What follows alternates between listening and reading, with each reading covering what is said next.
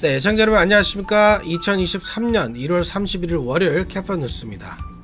캐프아 뉴스에서 지난주 두 차례 보도해드렸던 멤피스 경찰의 타이리 니콜스 구타살인 사건이 전국을 뒤흔들고 있습니다. 지난주 금요일 저녁 경찰의 구타 당시 영상이 공개되자 전국 곳곳에서 분노한 시민들의 항의 시위가 벌어졌습니다. 2020년 플로이드 사태가 재현될 조짐이 나타나고 있습니다. 이번 항의 시위는 인종 문제가 아닌 경찰 개혁에 초점이 맞춰지고 있어 이번 사건을 계기로 미국 경찰이 변화할 수 있는 계기가 되기를 간절히 바랍니다. 오늘의 주요 뉴스 헬라인입니다. 니콜스 사망에 항의하는 시위가 주말 내내 미 전국에서 들불처럼 확산됐습니다. LA를 비롯해 전국 20여 개 도시들에게 동시다발적인 항의 시위가 벌어졌습니다. 미 전국에서 경찰의 무력 사용으로 지난해 1000여 명이 사망한 것으로 집계돼 하루 평균 3명꼴로 민간인들이 경찰에 살해된 것으로 나타났습니다. 지난 주말 LA 대표적인 부촌 지역 중 한 곳인 베벌리 크레스트 주택가에서 총격 사건이 발생해 3명이 숨지고 4명이 크게 다쳤습니다. 글렌델 이번 프리웨이에서 로드 레이지 난동을 부렸던 테슬라 운전자가 어제 체포됐습니다. 해프문베이 총기 단사범 자우 춘리는 $100 수리비 청구서 때문에 범행을 저질렀다는 어처구니 없는 범행 동기를 밝혔습니다. 세계보건기구는 코로나 비상사태를 당분간 유지하기로 결정했습니다. 한류 스타 송중기가 영국 출신 배우와 이미 재혼했다고 밝혀 한류 팬들을 놀라게 하고 있습니다. CNN도 이 소식을 크게 보도했습니다. 이상은 오늘 전해드릴 주요 뉴스 헬라인입니다. 1월 31일 월요일 캐프아 뉴스 지금부터 시작합니다. 여러분, 렛츠 고! 자신의 주택을 소유하는 것은 꿈을 이루는 것이기에 많은 캘리포니아 주민들이 코로나19 이전에는 모기지를 절대로 미납하지 않았습니다. 팬데믹은 우리 모두에게 큰 타격을 입혔습니다. 우리는 새롭게 시작할 수 있습니다. 코로나19 기간 동안 모기지를 미납했었다면 캘리포니아 모기지 구제 프로그램이 여러분의 주택을 지켜내는 데 도움이 될 수 있습니다. 미납금을 만회하도록 구제금을 대출기관에 직접 지불합니다. 수수료도 없고 되갚을 필요도 없습니다. 자격이 되는지 지금 알아보세요. camortgagerelief.org. 네, 경찰들의 잔혹한 폭행으로 숨진 타이리 니콜스 사망에 항의하는 시위가 지난 주말 전국 곳곳에서 벌어졌습니다. 지난 금요일날 경찰의 바디캠 영상이 공개되자 격분한 시민들은 지난 금요일 밤부터 주말까지 전국에서 동시다발적인 항의 시위를 벌였습니다. 멤피스 경찰이 공개한 영상은 너무나 잔혹해서 이 영상을 보고 나면 트라우마가 생길 지경입니다. 캐프아 뉴스에서는 이 영상을 공개하지 않기로 했습니다. 니콜스 사망 영상 공개 후 급속도로 확산된 시위 소식 제프리 기자가 전해드립니다. 29살의 흑인 청년 타이어 니콜스 사망에 분노한 항의 시위가 전국으로 확산되고 있습니다. 멤피스 경찰의 바디캠에 촬영된 흑인 경찰 5명의 무자비한 구타 영상이 공개되자 격분한 시민들은 지난 27일 금요일 밤부터 전국 곳곳에서 가두 시위를 벌였습니다. LA를 비롯해 뉴욕시, 보스턴, 볼티모어, 샌프란시스코와 포틀랜드, 시카고, 밀워키, 솔트레이크, 오하이오 콜럼버스, 피츠버그 등에서 니콜스의 이름이 적힌 팻말을 들고 경찰은 폭력을 멈추라고 외치면서 시위를 벌였습니다. LA에서는 경찰의 무자비한 폭력 영상이 공개된 직후인 27일 밤 시위대가 다운타운 LA 경찰국 본부 건물 앞에 모여 거리를 점거하고 시위를 벌여 진압하는 경찰과 대치하기도 했습니다. 오리건 포틀랜드와 북가주 샌프란시스코에서도 시위대가 타이어 니콜스를 위한 정의와 감옥, 킬러 경찰이라고 쓰인 팻말을 들고 행진했습니다. 또 멤피스에서는 이날 시위대 200여 명이 가두행진을 벌여 55번 프리웨이가 폐쇄됐습니다. 시위대는 정의가 없으면 평화도 없다고 외쳤습니다.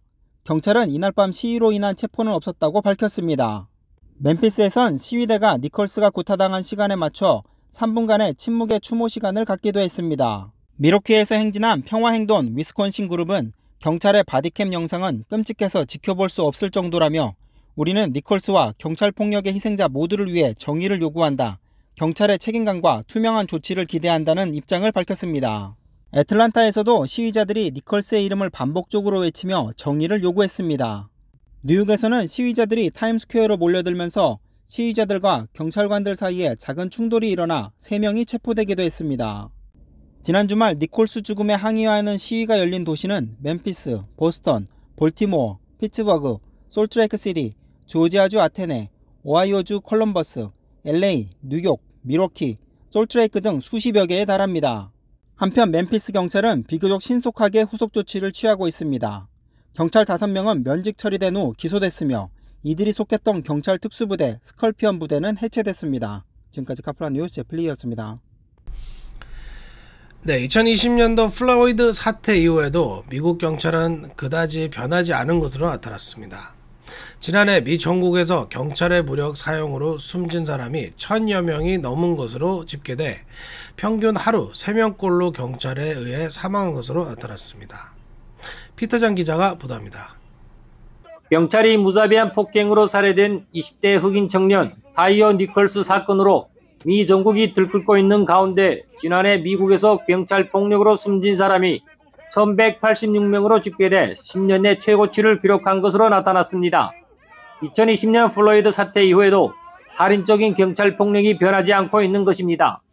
특히 흑인은 미국 인구의 13%에 불과하지만 경찰 폭력으로 사망한 미국인 중 26%가 흑인인 것으로 나타나 경찰 폭력의 희생자가 흑인에 집중되고 있는 것으로 나타났습니다. 또 AP통신은 NPD의 보고서를 인용해 2019년, 2020년, 2021년 3년간 흑인은 다른 인종에 비해 경찰이 폭력 진압의 표적이 된 것으로 조사됐다고 지적했습니다. 총기, 경찰봉, 후추, 스프레이, 물리적 구타 등 경찰의 폭력 사용은 흑인에게 집중됐습니다. 2021년 전체 경찰의 무력 사용 건수 중 약 86%가 흑인을 대상으로 한 것이었습니다. 타이어 니콜스를 구타 살해한 멤피스 경찰은 2019년부터 2021년까지 3년간 7명의 흑인을 살해한 것으로 나타났습니다.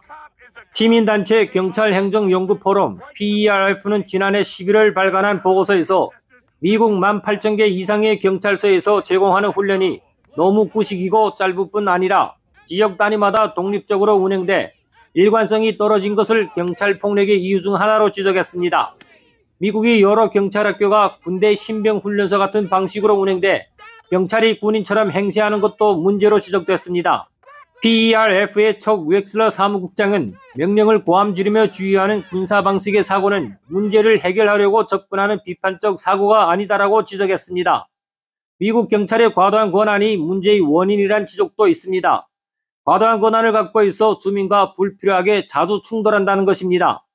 인권단체 휴먼 라이츠 워치 HRW는 지난 2017년 이래 미국에서 600명 정도가 경찰이 차량 검문 과정에서 숨졌다는 통계를 공개하기도 했습니다. AP통신은 2020년 조지 플로이드, 브레어너 테일러, 레이샤드 브룩스의 죽음이 시위를 촉발한 지 2년이 넘었지만 경찰 살인을 줄이지 못했다며 경찰 개혁의 필요성을 지적했습니다. 카플란 뉴스 피터장입니다.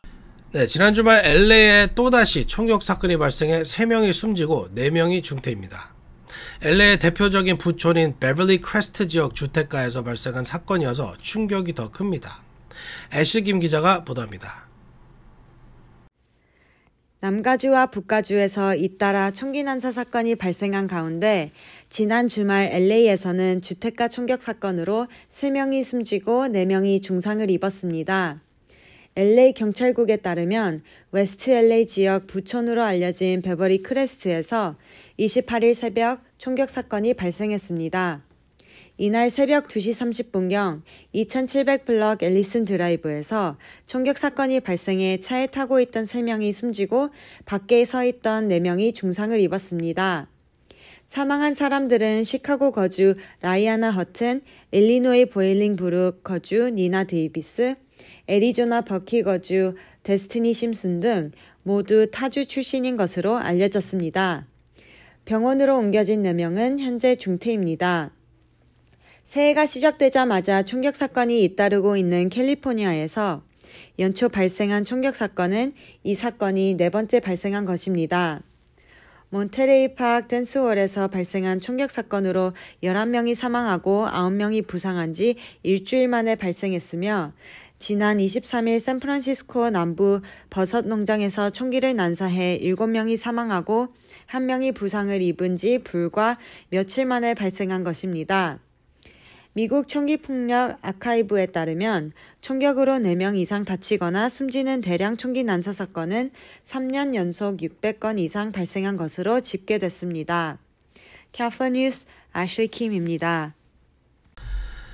네, 캐플러 뉴스에서 지난 16일 보도해드렸던 글렌데일 2번 프리웨이에서 발생한 로드 레이지 사건 소식 기억나십니까?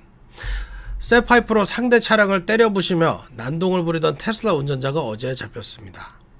이 소식은 제가 리포트해드렸습니다.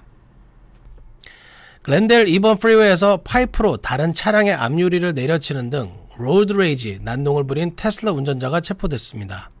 30일 캘리포니아 고속도로 순찰대 센트럴 LA 지부는 네타니엘 월터 레디맥을 어제 토렌스 세차장에서 체포했다고 발표했습니다. 레디맥은 지난 12일 2번 프리웨이 로드 레이지 난동을 포함해 최근 최소 10건의 로드 레이지로 상대방 운전자를 위협하고 철제 파이프로 차량에 흠집을 낸 혐의를 받고 있습니다.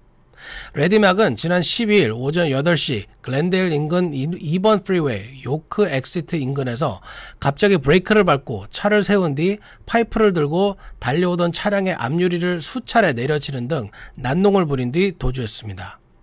당시 레디맥은 테슬라 SUV를 운전 중이었습니다.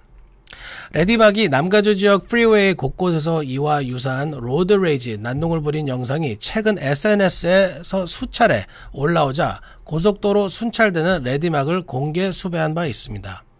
이번 프리웨이 로드 레이지 당시 레디맥의 테슬라 차량에는 번호판이 없어 경찰은 레디맥 체포에 애를 먹었습니다.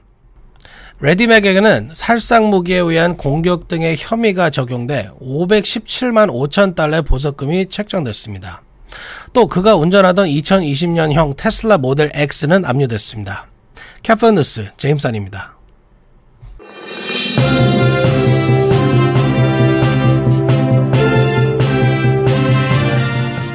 네, 하프문베이 총기 난사범 자오춘리가 단돈 $100 때문에 범행을 저질렀다고 밝혀 허탈함과 함께 분노를 더해주고 있습니다. 제프리 기자가 전해드립니다. 샌프란시스코 인근 해프문베이 버섯 농장에서 발생한 총기 난사 사건의 범행 동기가 단돈 $100짜리 청구서 때문이었던 것으로 밝혀져 희생자 유가족들을 더욱 분노케 만들고 있습니다. 지난 28일 샌 마테오 카운티 검찰은 해프문베이 총기 난사범의 범행 동기는 $100 지게차 수리비 청구서 때문이라는 진술을 받았다고 밝혔습니다. 버섯 농장 2곳에서 총기를 난사해 7명을 살해한 총기 난사 살인범 자오춘리는 검찰에 $100짜리 수리비 청구서를 받고 나서 화가 나 범행을 저질렀다고 진술했다는 것입니다. 검찰에 따르면 총기 난사 사건이 발생하기 며칠 전 자오춘리가 일하던 버섯 농장에서 자오춘리가 운전하던 지게차와 동료 노동자의 불도저가 부딪히는 가벼운 충돌 사고가 발생했습니다. 이 충돌 사고로 자오춘리의 지게차가 가볍게 손상돼 수리가 필요했는데 농장 측이 이 수리비를 자오춘리에게 청구했던 것이 사건의 발단이라는 주장입니다. 자오춘리는 당시 지게차와 불도저 충돌 사고의 책임이 동료 노동자에게 있었으며 자신은 과실이 없었던 사고였다며 농장 측이 자신에게 수리비를 청구해 이를 따졌지만 받아들여지지 않자 화가 나 범행을 저질렀다고 검찰에 진술했습니다. 한편 자오춘리는 10년 전 레스토랑에서 일할 당시 직장 동료이자 룸메이트였던 중국계 노동자를 살해하려 한 살인 미수 전과가 있었던 것으로 알려졌습니다. 지금까지 카플라 뉴스 데플리였습니다. 세계보건기구가 코로나 비상사태를 당분간 유지하기로 결정했습니다. WHO는 코로나 팬데믹 사태가 크게 개선돼 병공점이 다가오고 있지만 여전히 많은 사람들이 중증으로 사망하고 있다며 백신 접종을 다시 한번 촉구했습니다. 애슐리 김 기자가 전해드립니다.